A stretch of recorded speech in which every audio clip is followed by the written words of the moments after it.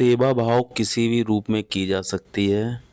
इसके लिए ज़रूरी नहीं कि आप अमीर होना या आपको पैसा होना बहुत ज़रूरी है। आपको अगर सेवा करना है तो आप किसी भी रूप में कर सकते हैं, तन से कर सकते हैं, मन से कर सकते हैं। ऐसे ही सेवादार आश्रम में हैं और जो निस्वार्थ भाव से यहाँ पर रहने वाले बुजुर्गों की सेवा करते हैं।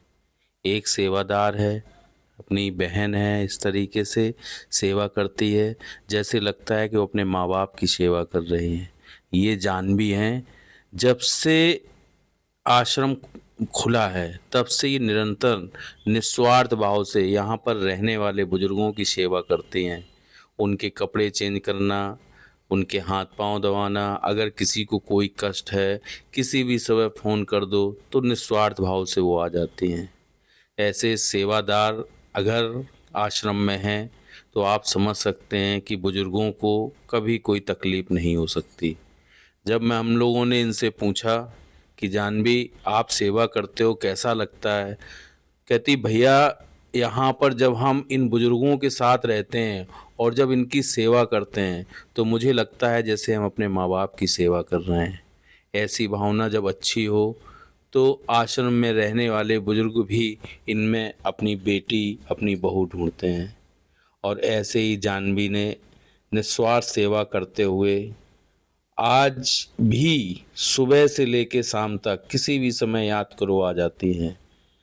आज बातों बातों में उन्होंने बताया कि भैया हमारे यहाँ देर इसलिए हो जाती है कि खाना बनाने में कुकर नहीं है। तो उन्होंने माता जी को बताया। जब माता जी ने हमसे बोला कि जानवी के पास कुकर नहीं इसलिए उसको देर और हो जाती है आने में, तो हम लोगों ने आश्रम की तरफ से जानवी को तुरंत तत्काल एक कुकर मंगाया और उनको सप्रेम भेंट किया और उनसे कहा कि ये आपके कोई काम के एवज में नहीं है।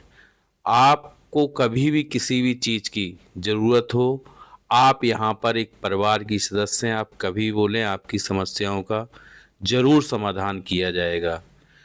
जानवी एक झोपड़पट्टी में रहती हैं, बहुत गरीब परिवार से हैं, लेकिन इनको गरीब नहीं कह सकते हैं क्योंकि ये दिल इनका करोड़ों अरबों रुपए का है।